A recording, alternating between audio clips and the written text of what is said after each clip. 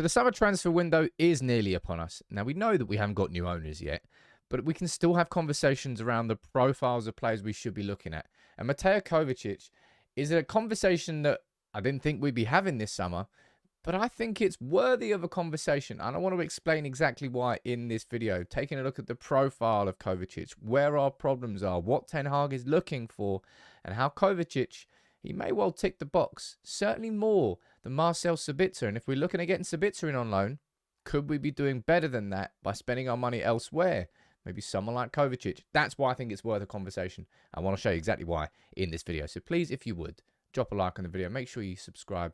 Become part of the United People's TV community. We know full well this summer the priority is a striker. Boom, done. That conversation part. But also as a second priority, Erik Ten Hag effectively needs another Casemiro and another Eriksen. Our midfield is nowhere near as bad as it was last season when we were looking at going into a season with Fred and McTominay, and we were all shit scared of that.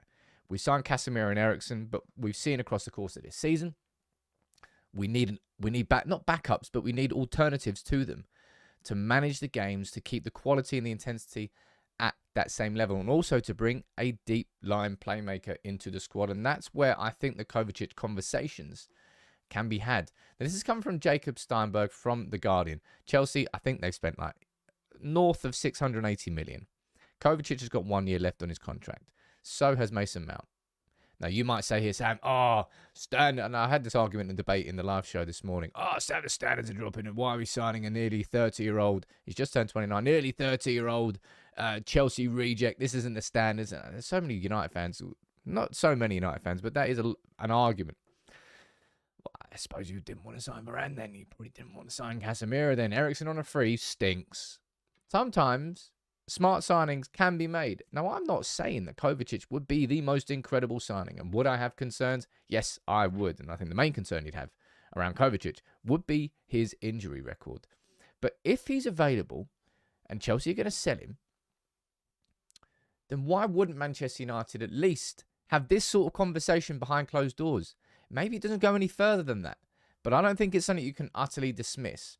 And we take a look here. This is his pizza chart, right? I'll make myself smaller. I'll go over here. You can see where his strengths are. Progressive passes. That's a terrible line. Progressive carries. Progressive distance and touches. He's on the ball a lot and he progresses the ball a lot. Right? We take a look at his heat maps here. We can see where his touches lie. I'll get rid of those. Mainly around the left-hand side. But you can see he gets about a fair bit. And if you look at his progressive carries, you can see exactly where he drives through that area of the pitch. That's pretty much where he plays. Now, Manchester United, we need somebody who can receive the ball in this area and basically do exactly that. It's a signing that we don't currently... We've got one in Christian Eriksen, but he can't play every single game.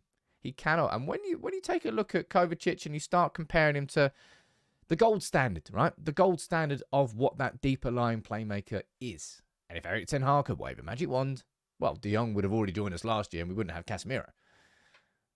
You can see the similarities in the profile of Kovacic to De Jong.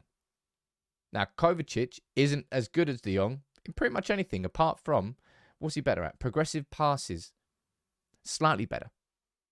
De Jong is somebody who, instead of passing it from a deeper position, he'll take it himself. That's why the progressive carries of De Jong are so much better, because he dribbles through the spaces. Kovacic is somebody who can find those spaces and pass through them. A little bit more than Frankie de Jong. But they are quite similar in their profiles. And if you take a look at Kovacic alongside Eriksen, you can see, again, a lot of similarities in their profiles. And that's the big buzzword for me from now on when it comes to transfers. Is it a sexy signing a 29-year-old who Chelsea don't want anymore? No.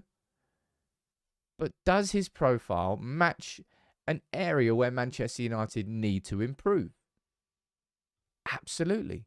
He is a progressive ball carrier. He's somebody who the defence can look to pass the ball to, and he's the person who can then bring it up the pitch. He drifts out towards the left. That would mean if he played there, Casemiro playing the right, it wouldn't really matter. He'd do the same thing at United if it's the left or the right. But you saw in the World Cup as well that Kovacic isn't past it at all. He's still a very good player. And if you compare him to Casemiro, you can see where they are different types of players. Casemiro, they're nearly double, 91st percentile for tackles, and interceptions are far higher. They are not similar players. And neither is Kovacic to Fred, right? And this is a conversation that I had this morning on the live stream, right? People saying, oh, he's just a lesser version of Fred. Look at just focus on these, right? Focus on these. Progressive passes, progressive carries, progressive distance. This is the big problem that Manchester United have. We don't really have somebody still. Eriksen does it to a certain degree, but not as much as we need, and certainly not across the case of playing a game every 3 days. So if Chelsea really are looking at getting rid of him, I'm not saying that we should jump at the thought, but I'm saying I can understand if this is considered an option, because it may well turn into being a smart signing, somebody who's very much Premier League ready, experienced. 29. He's only just turned 29, so it's not as if he's on the way down. Of course, you need to match it with youth, and that's why I think another reason why you might say is that he could go in, and I wouldn't necessarily say that he blocked the career of Kobbie Mainoo, because he will be developing over these next couple of years, hopefully into a world class. He's just just turned 19. By the time he's 21, if he is as good as we hope he could be on midfielder for like 5, 6, 7 years.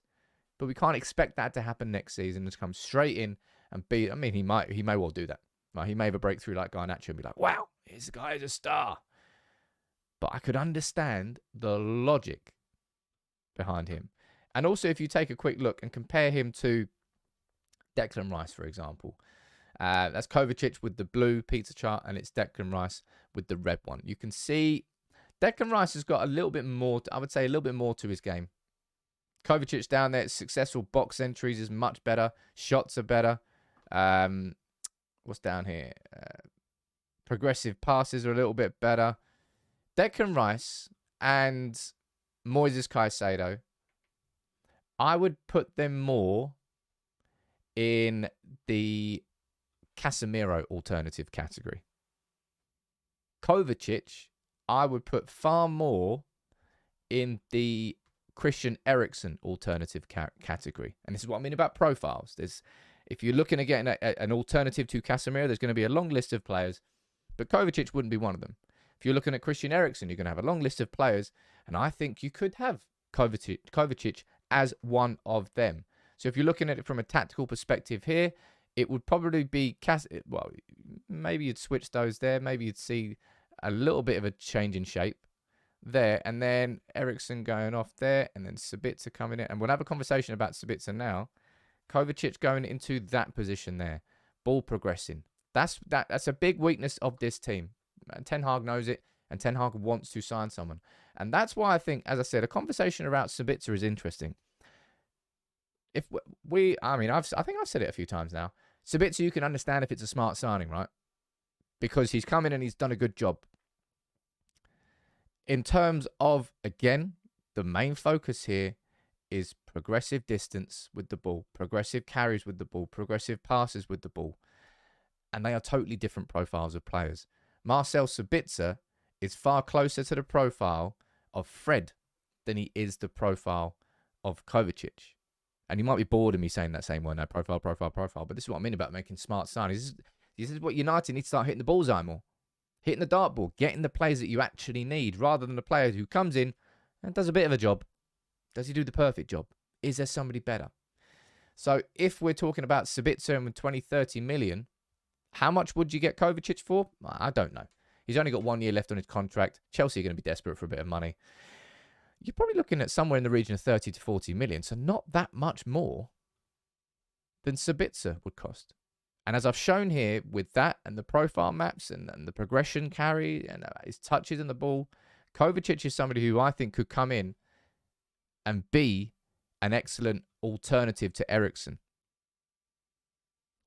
I think it's worth a conversation among United fans. I hope I've shown you that with the data, because data's not the be-all and end-all.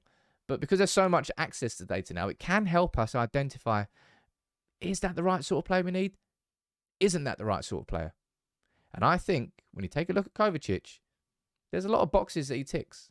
And the opportunity might be there to get an established, top, international ball progressive midfielder like Frankie de Jong, who's Premier League proven, for not that much money.